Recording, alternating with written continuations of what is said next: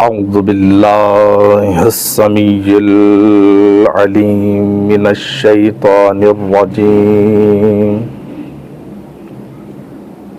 بسم الله الرحمن الرحيم الحمد لله رب العالمين والصلاة والسلام على أشرف الأنبياء والمرسلين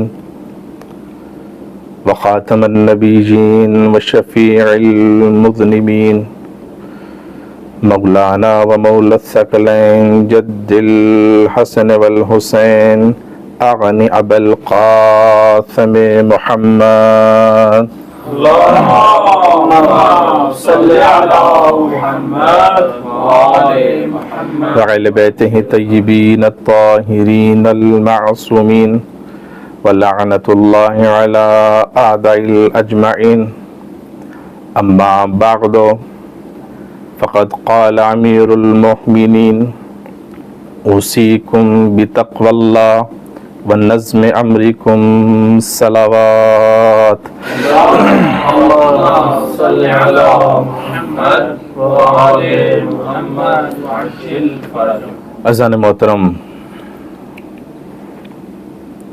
वसामिन कद्र वाज़दारान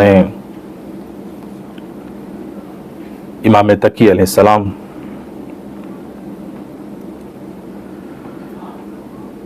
इमाम तकी अलैहिस्सलाम की शहादत का दिन है।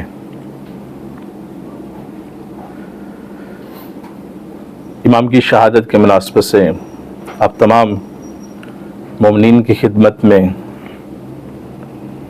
रहबर मौज़म सैयद अली ख़ामनाई और बिलख़ुसूस इमाम वक्त की खिदमत में तस्लियत व ताज़ियत पेश करता हूँ। आपके सामने अमीरुल मोमिनीन की वसीयत का एक जुमला जिसकी तिलावत का शर्फ हासिल किया है। अमीरुल मोमिनीन की वसीयत बज़ाहिर हसन हुसैन से कर रहे हैं, लेकिन दर हकीकत इमाम का कलाम हम मोमिनीन के लिए है, मुसलमानों के लिए है, तमाम इंसानियत के लिए है। इमाम फरमाते कि उसीकुम बितक़वल्लाह व नज़्म अमरिकुम। इमाम फरमाते हैं कि तकवा इख्तियार करो और अपने अमूर में नज़्म कायम करो। अज़ान मोहतरम, एक वसीयत होती है और एक नसीहत होती है। अमीरुल मोमिनीन यहाँ पर नसीहत नहीं कर रहे हैं, तवज्जो फरमाइएगा साहिबान कादर, इस जुमले पर तवज्जो कीजिएगा। इमाम यहाँ पर नसीहत नहीं फरमा रहे, वसीयत फरमा रहे हैं। और वसीयत इंसान की जिंदगी का पूरा निचोड़ हुआ करती है। इमाम अपनी पूरी जिंदगी का निचोड़ इस जुमले में फरमा रहे हैं, जो अमानतन हमारे हाथों में है। इमाम फरमा रहे कि उसीकुम बितक़वल्लाह, मैं मौलाए कायनात अली इब्न अबी तालिब अपनी तमाम तर जिंदगी को मद्देनजर रखते हुए तुम्हें यह वसीयत करता हूं, उसीकुम बितक़वल्लाह। अपनी जिंदगी को मद्देनजर रखते हुए अपनी जिंदगी का खुलासा तुम्हारे सामने बयान करना चाहता हूं कि तकवा इख्तियार करो और अपने अमूर में नज़्म कायम करो। और अल्लाह के यहां भी यानी पैसे की, दौलत की, बंगलों की, गाड़ियों की कोई अर्जिश नहीं है, दीन इस्लाम में कोई अर्जिश नहीं है। लेकिन अज़ीज़ान मोहतरम, अगर अर्जिश है तो वो उस इंसान की है जो मुत्तकी है। यानी एक इंसान का मेयार जितना उसमें तकवा होगा, जितनी उसमें परहेजगारी होगी, जितनी उसमें अताते खुदाबंदी का अंगीजा होगा, उतना ही वो अल्लाह के यहां अर्जिश रखता है। सलावत पढ़े मोहम्मद वाले मोहम्मद पर।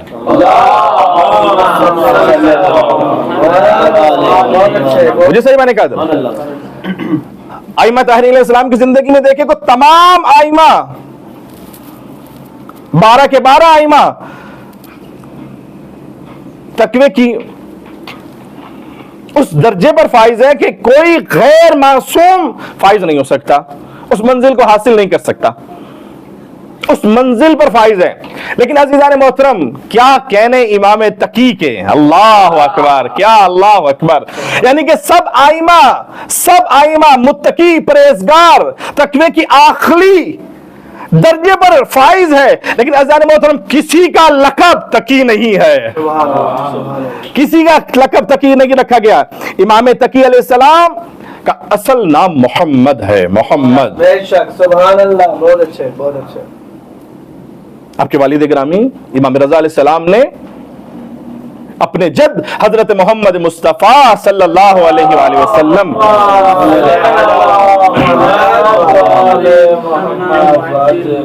के नाम मुबारक मोहम्मद पर नाम रखा।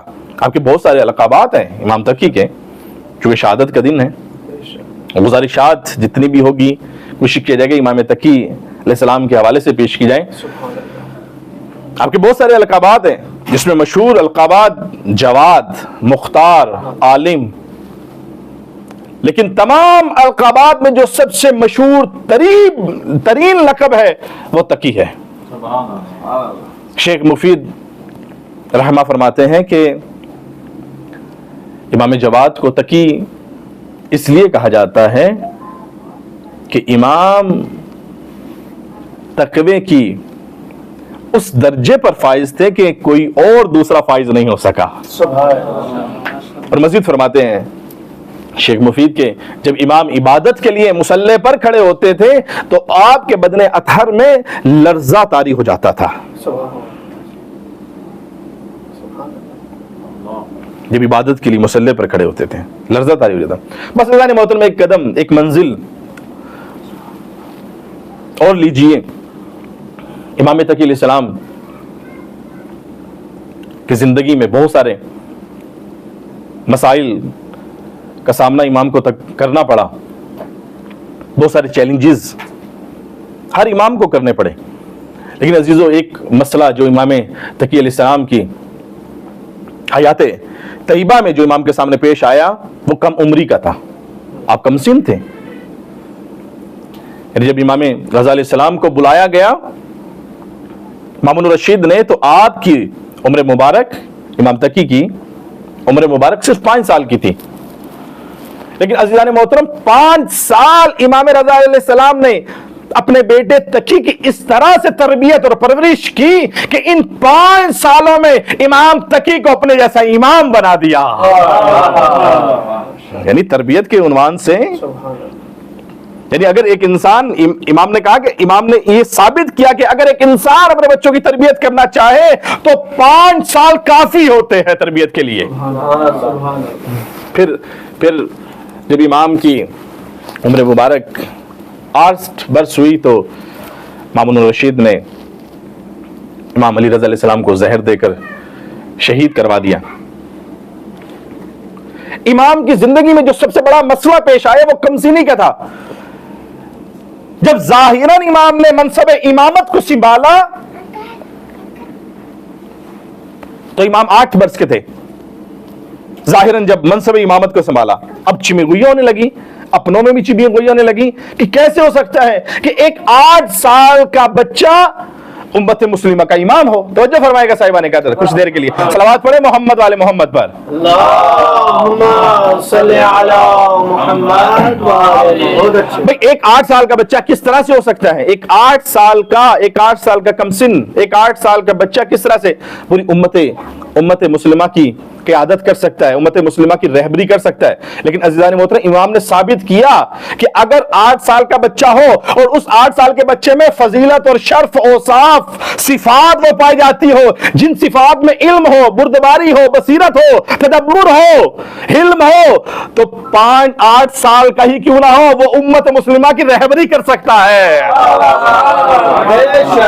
इमाम तकी अलैहिस्सलाम ने साबित किया कि 8 साल का ही क्यों ना हो। लेकिन अज़ीज़ान मोहतरम, जब ये लोगों ने सवाल किए, खुद शियों की तरफ से ये सवाल आया, राशिद भाई तवज्जो कीजिएगा, शियों की तरफ से खुद सवाल आता है कि कैसे हो सकता है, इमाम की खिदमत में आए, कहा कि कैसे हो सकता है कि आप 8 साल के होते हुए आप कमसिन हैं, बच्चे हैं, इतनी बड़ी उम्मत मुस्लिमा, कैसे आप रहबरी कर सकते हैं, कैसे क़यादत कर सकते हैं? अज़ीज़ान मोहतरम, इमाम ने जुमला क्या खूब इरशाद फरमाया, फजाइल का जुमला भी है, आपके सामने पेश कर दो। इमाम ने फरमाया कि हजरत ईसा अलैहिस्सलाम 3 दिन के थे। इमाम का जुमला है, इमाम ने कहा हजरत ईसा 3 दिन के थे। अल्लाह ताला ने हजरत ईसा को नबूवत भी दी और किताब भी दी, मैं तो फिर मोहम्मद 8 साल का हूं।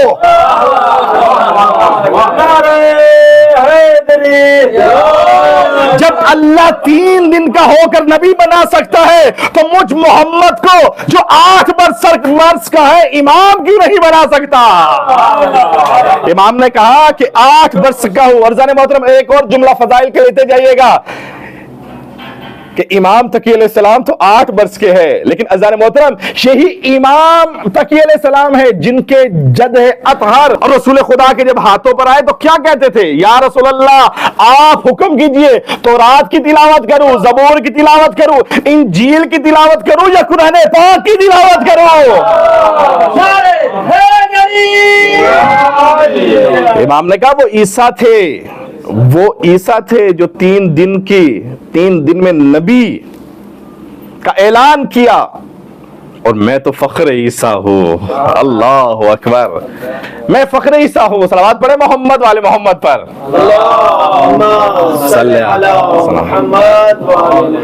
इमाम ने फख्र ईसा हूं, ईसा नहीं बल्कि फख्र ईसा। अज़ान मोहतरम, यही वाकया एक मर्तबा मामून रशीद शिकार के लिए जा रहा था, शायद वाकया आपने सुना हो।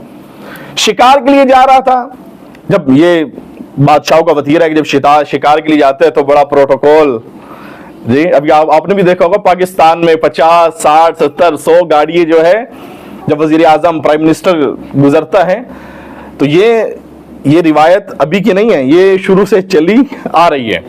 यानी मामून रशीद जब शिकार के लिए गया तो प्रोटोकॉल था।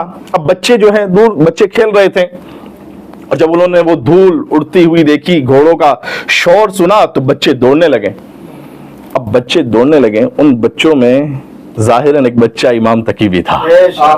सारे बच्चे दौड़ गए, लेकिन एक बच्चा जिसका नाम मोहम्मद था खड़ा रहा। ये मामून रशीद आगे बढ़ता मामून रशीद देखा सब बच्चे दौड़ गए, मोहम्मद के पास आया, आगे जब सारे बच्चे दौड़ गए, तू क्यों नहीं दौड़ा?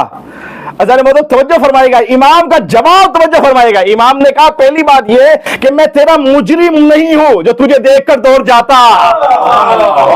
और अगर दूसरा जवाब दिया, इमाम ने कहा कि अगर मैं यहां खड़ा रहूं तो तेरे रास्ते में कोई खलल पैदा नहीं होता। जवाब सुना बड़ा मुताज्जिब हुआ कि एक छोटा सा यानी 8 साल या 9 वर्ष जिसकी उम्र मुबारक है और इस तरह से जवाब दे रहा है। खैर, मामून रशीद को शिकार के लिए जाना था, शिकार के लिए चला गया। अब मामून रशीद ने क्या किया, शिकार के लिए एक औकाब को आसमान पर छोड़ा। अब ये औकाब आसमान पर गया, कुछ देर बाद ये औकाब पलटता है और अपने चोंच में, अपने मुंह में एक छोटी सी मछली पकड़ कर लाता है। अब मामून रशीद पहले परेशान था, थका हारा जी। शिकार के लिए बादशाह क्यों जाते हैं? जब थक जाते हैं, मामलाते जिंदगी से उकता जाते हैं, तो कभी शिकार के लिए जाते हैं, कभी साहिल पर जाते हैं। अब ये थका हारा था, परेशान था, लेकिन अज़ीज़ान मोहतरम जैसे औकाब की मुंह में इसने वो छोटी मछली देखी तो और परेशान हो गया। मैं कहूँगा इसे और परेशान होना चाहिए था। जो इमाम का कातिल हो उसे शिकार से और साहिल पर जाने से सुकून नहीं मिलता। कैसे सुकून मिलता? ये परेशान था, इसने मछली मुंह में देखी औकाब के, इसकी परेशानी में और इजाफा हुआ। इसने वो मछली ली, मछली लेकर जेब में डाली और फिर वापस फिर वही सारा का सारा माहौल के बच्चे खेल रहे हैं, इसका काफला आया, सारे बच्चे दौड़ गए, लेकिन इमाम तकी वहीं पर खड़े रहे। और एक और इसने मंजर देखा कि इमाम तकी ने एक भेड़ का कान पकड़ा हुआ है और कान पकड़कर उस भेड़ से इमाम कह रहे हैं उसजुद लिल्लाह, उसजुद लिल्लाह जी। अब ये मामून रशीद आगे बढ़ा, कहा कि क्या कर रहे हो? कहा कि बिगड़े हुए जानवरों को अल्लाह का सजदा करवा रहा हूं। बिगड़े हुए जानवरों को। कहा कि तुम्हें क्या पता इबादत क्या होती है, तुम तो अभी बच्चे हो। इमाम ने कहा कि जब ये मालूम हो जाए कि इबादत और नमाज है तो बस वाजिब हो जाती है। यानी इमाम अपनी तरफ इशारा कर रहे थे कि मैं इबादत की, मैं सजदे की मार्फत रखता हूं। कहा बड़ी बातें करते हो, कौन हो? फिर इमाम ने अपना तारुफ करवाया, कहा कि मैं मोहम्मद हूं, रजा का बेटा। अब ये समझा मामून रशीद, अब समझा ये किससे खिताब कर रहा है, किससे मुखातिब है। अब ये समझा कि ये तो रजा का जानशीन है। अब इसने इमाम का इम्तिहान लेने के लिए, क्या इमाम में वही सिफात और औसाफ पाए जाते हैं जो इमाम रजा में पाए जाते थे? इसने इम्तिहान लेने के लिए इमाम का अपनी जेब से वही मछली निकाली और मछली निकालकर इमाम के सामने पेश की। कहा कि बताओ मोहम्मद मेरे हाथ में क्या है? जवाब सुनेगी? अल्लाह अकबर। इमाम ने क्या जवाब दिया? इमाम ने कहा बादशाह को वतीरा होता है, जब मामलाते जिंदगी से तंग आते हैं तो शिकार के लिए निकलते हैं। बादशाह सलामत भी शिकार के लिए निकले, अपने औकाब को आसमान पर छोड़ा फाख्ता के पीछे, लेकिन दूसरी जानिब से दरिया में एक होल पैदा हुआ। छोटी छोटी मछलियां पानी की ताब न लाते हुए आसमान पर उड़ने लगी। जब बादशाह के औकाब ने आसमान पर छोटी छोटी मछलियां उड़ते हुए देखी तो फाख्ता को छोड़कर मछली को पकड़कर बादशाह के सामने ले आया। पर बादशाह ने औकाब के मुंह में जब मछली देखी तो बादशाह की परेशानी में और इजाफा हुआ और बादशाह ने सबसे कहा कि चलो अब शिकार नहीं करना, वापिस चलते हैं। अब वो ही बादशाह है जो जेब से मछली निकालकर अपनी मुट्ठी में बंद करके एक वलिय खुदा का इम्तिहान ले रहा है।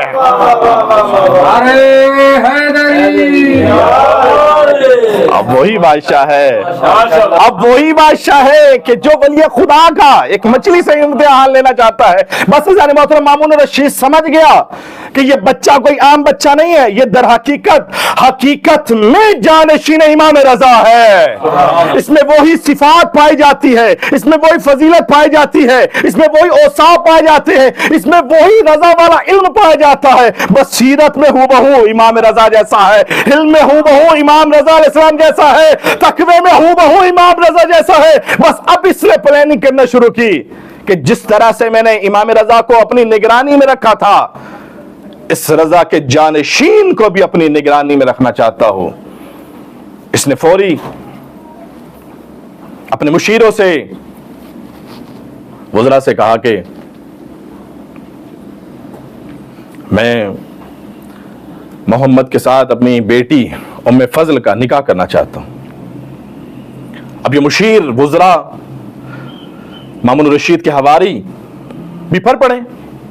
कहा कि देखो मामून रशीद, आप जानते हैं कि हम इमाम अली रजा को पसंद नहीं करते थे, लेकिन उनके इल्म की वजह से, उनकी फजीलत, उनकी शर्फ की वजह से, उनमें जो औसाफ पाए जाते थे, उनके एहतराम में सुभान अल्लाह हम खामोश रहे, यहां तक कि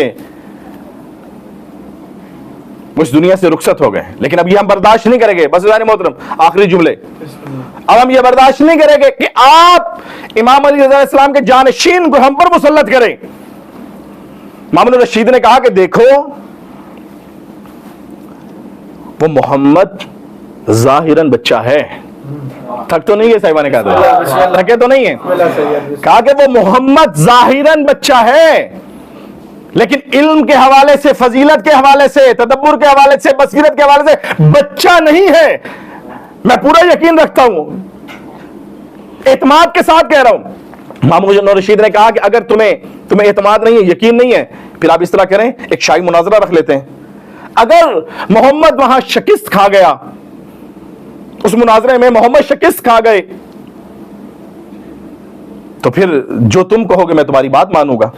कहा कि ठीक है, मुनाजरा रख लेते हैं। अज़ान मोहतरम, मुनाजरा रखा गया, शाही मुनाजरा रखा गया। ये जो वुज़रा थे, ये हवारी थे मामून रशीद के, वो बगदाद का सबसे बड़ा आलिम मुंतखब करके लाए, जिसका नाम था याह्या बिन अक्सम।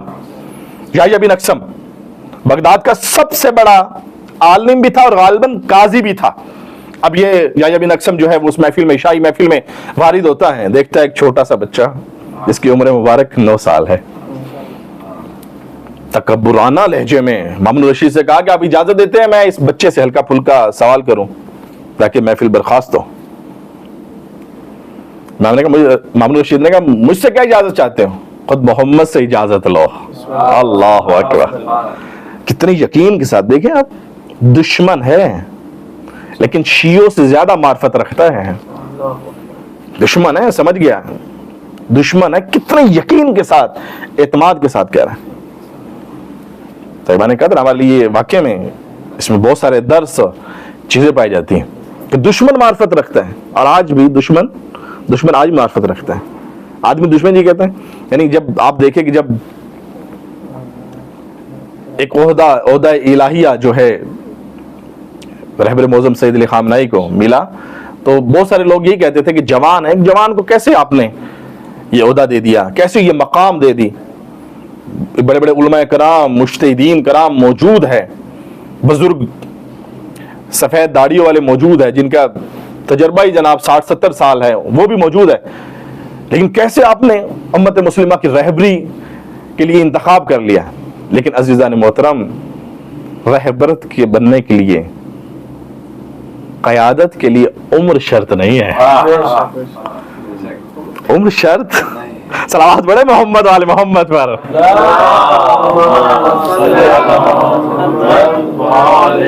जो उम्र की बुनियाद पर मुंतखब होते हैं वो और होते हैं, जिनको अल्लाह मुंतखब करे वो और होते हैं। याह्या बिन अक्सम आया, याह्या बिन अक्सम ने सवाल किया। अज़ान मोहतरम, जाहिरन कह रहा था हल्का फुल्का सवाल कर रहा हूं, लेकिन याह्या बिन अक्सम ने सवाल किया। फिक में से एक सवाल के, जितने भी फिक के अबवाब है, सबसे मुश्किल तरीन जो बाब है वो हज का बाब है, हज का बाब है। और हज में से भी जो हज के मसाइल है, जो सबसे मुश्किल तरीन हज के मसाइल में से जो मसाइल है वो कफारे के मसाइल है। याह्या बिन अक्सम ने सवाल किया, कहा कि मोहम्मद, एक शख्स अगर हालत एहराम में शिकार करता है तो उसका कफारा क्या है। अब इमाम जो है मुस्कुराने लगे, कहा कि याह्या बिन अक्सम तुम्हारा सवाल नाकिस है। याह्या बिन अक्सम चौंका, कहा कि किस तरह से मेरा सवाल मुहम्मिल और नाकिस है।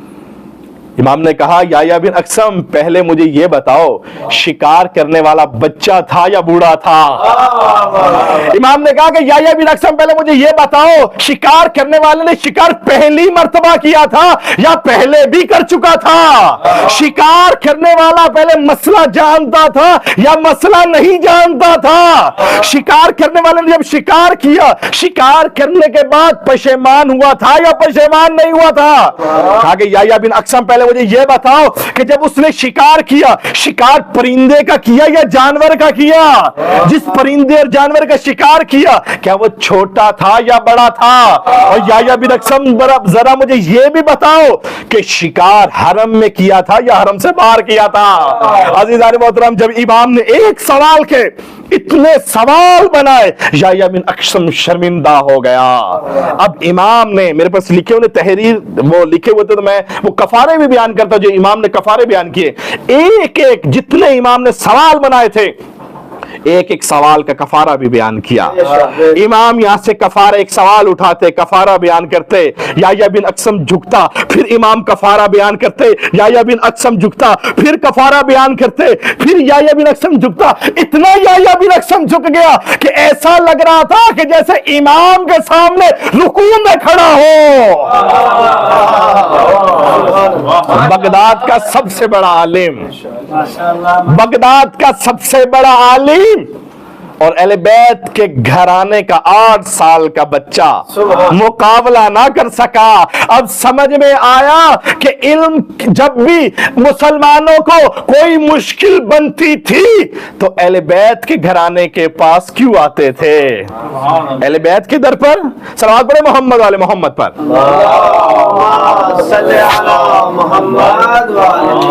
बस जानी मोहतरम, मैं मुकम्मल कर दूं 2-3 जुमलों में, क्योंकि यहां पर अगर रोक दिया तो मुकम्मल नहीं होगी इमाम की दास्तान। बस फिर मामून रशीद ने ऐलान किया कि मैं अपनी बेटी का निकाह जो है मोहम्मद से करता हूं। इमाम से कहा कि निकाह मैं पढ़ूं या ये बिन अक्सम पढ़ेगा? इमाम ने कहा नहीं, अगर मेरे बाबा जिंदा होते तो मेरे बाबा निकाह पढ़ते, मैं अपना निकाह खुद पढ़ूंगा। इमाम ने पूरी महफिल में अपना निकाह खुद पढ़ा। और अजीजों, निकाह से पहले इमाम ने खुतबा पढ़ा। ये वही खुतबा है कि जो हमारे मौलाना हजरात पढ़ते हैं। यानी इमाम ने कब खुतबा पढ़ा था? ये वही खुतबा चला आ रहा है जो हम खुतबा निकाह से पहले पढ़ते हैं। इसके अलावा जो इमाम ने कफारे बयान किए हज के इहराम, हालत इहराम में जो शिकार में कफारे होते हैं, इमाम ने जो कफारे बयान किए थे आज भी मकतब तशय्यो की फिक्र में वो कफारे लिखे हुए हैं। और सिर्फ मकतब तशय्यो की फिक्र में नहीं, अहले सुन्नत वाले भी वही कफारे बयान करते हैं जो इमाम ने बयान किए थे। ये वही कफारे हैं। बस अजीजों, फिर इमाम का निकाह हुआ और इमाम ने गुजारिश, मामून रशीद ने गुजारिश की कि आप हमारे महल में रहे, हमारी बेटी शाही महल में परवान चढ़ी है। इमाम ने उस गुजारिश को, उस दरख्वास्त को मामून रशीद के रद्द किया और आपने एक छोटा सा, उसी शाही महल के साथ में एक छोटा सा घर लिया और उस घर में जिंदगी गुजारने लगे। मामून रशीद बार बार इमाम से दरख्वास्त करता रहा कि आप शाही महल में आ जाइए, यहाँ पर कोई कमी नहीं है। लेकिन इमाम घर जवाई, घर दामाद बनना इमाम ने पसंद नहीं किया।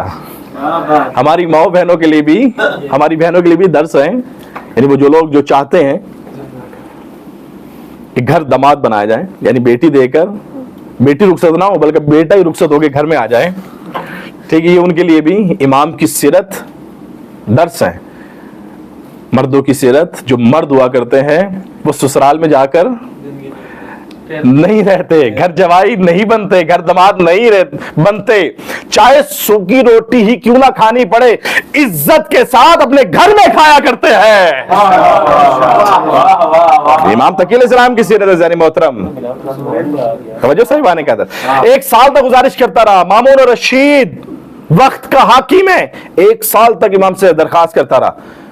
लिहाजा मामून रशीद खुद उसको घुटने टेकने पड़े और फिर उसने इजाजत दी और इमाम उम्मे फजल को लेकर वापस मदीने गए। और वो जो इल्म और रूहानियत का मरकज था, उस मरकज को जाकर इमाम ने फिर संभाला।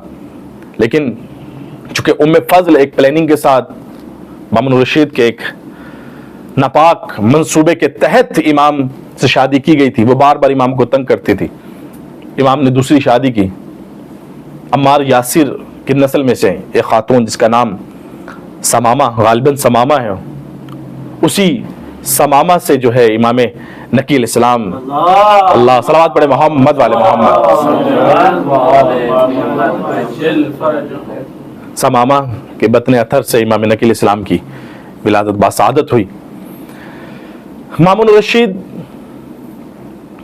218 हिजरी में इस दुनिया से रुखसत हुआ, वासिल जहन्नम हुआ। उसके बाद मुतसिम बिल्लाह जो उम्मे फजल का चचा था, उसने इमाम तकील इस्लाम को ज़बरदस्ती, उम्मे फजल और इमाम तकील इस्लाम को ज़बरदस्ती वापस बुलाया, बगदाद बुलाया और इमाम जब बगदाद पहुंचे कि 200 गालबन 220 हिजरी 9 मुहर्रम हराम को आप पहुंचे, और ठीक 3 दिन बाद 12 मुहर्रम को इमाम को कैद कर लिया गया।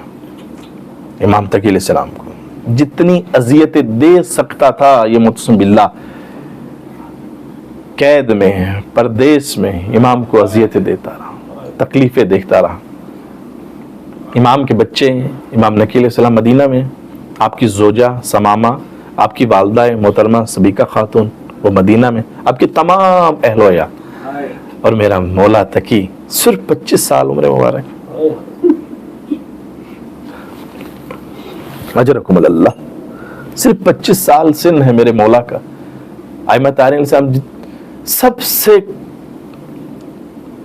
कम तरीन उम्र मुबारक, कम सीनी में जिनकी शहादत हुई वो इमाम तकी अलैहिस्सलाम परदेश में है, अपने अहलो आयाल से दूर। आप भी परदेश में है, अहलो आयाल से दूर है। कितना मुश्किल होता है अगर परदेश में किसी को कैद कर दिया जाए और कैद में अजियतें दी जाए, खाना कम दिया जाए। कितने कितने दिन इमाम तकी अलैहिस्सलाम को पानी से महरूम रखा जाता था। फिर आखिरकार इस मुतसिम बिल्लाह ने, जालिम जाबिर ने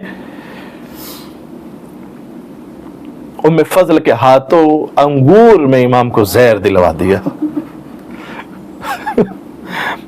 अज़ादारों, जब एक जहर खाता है इंसान, जहर की खासियत यह है कि जहर में प्यास बहुत लगती है।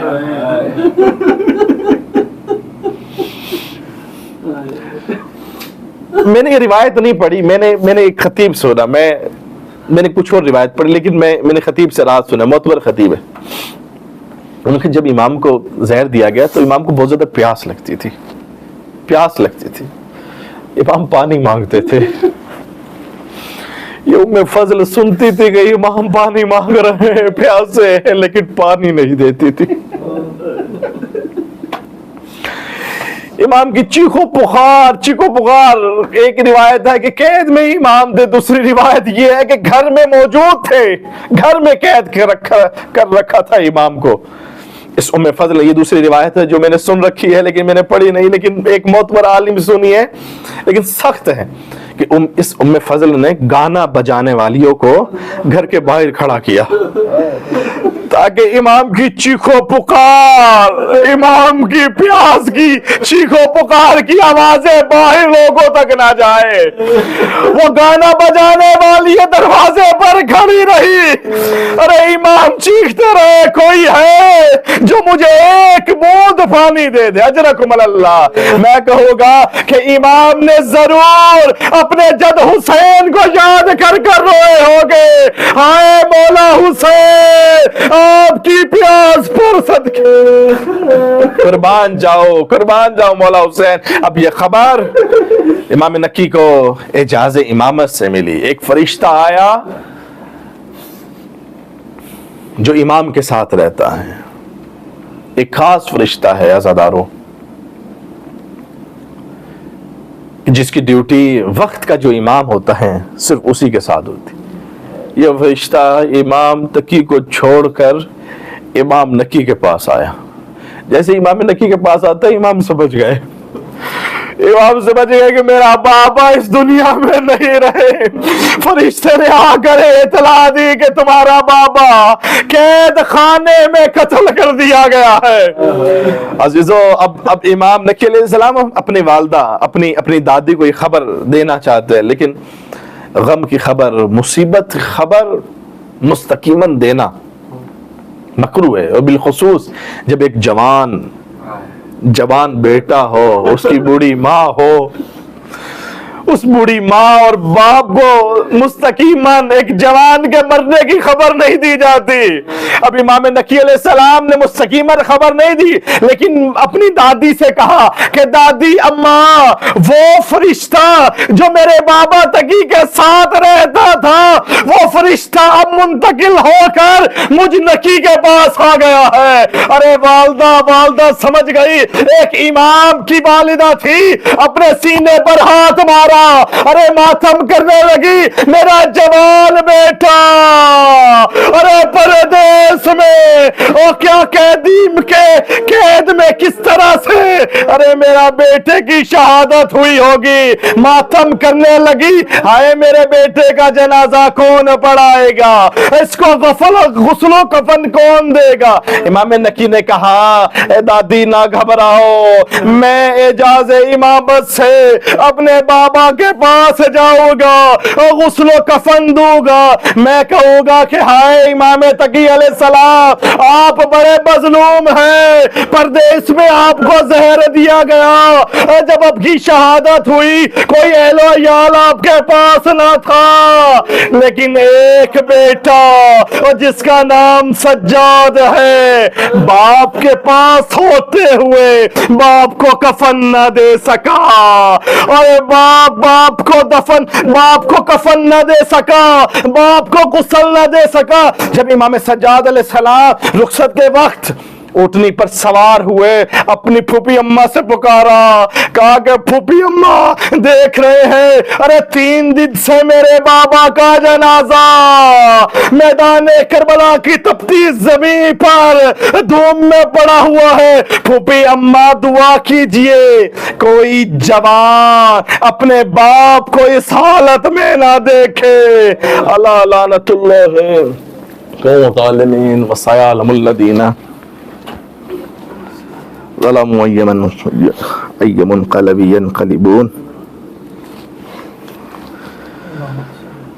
परवरदिगारा तुझे वास्ते मोहम्मद वाले मोहम्मद क्या इकलील सी इबादत अपनी बारगाह में कबूल मंजूर फरमा।